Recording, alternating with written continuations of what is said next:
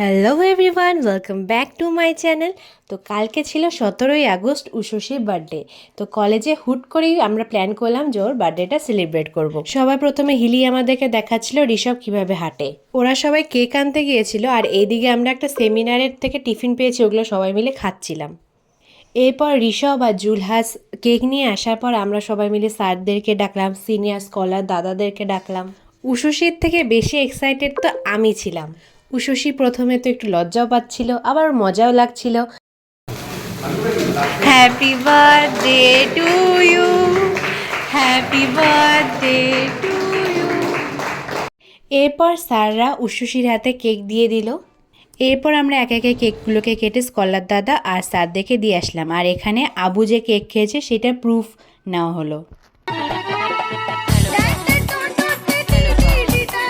এরপর বার্থডে গার্লকে ভূত করার জন্য স্নো স্প্রে আনা হয়েছিল দুটো।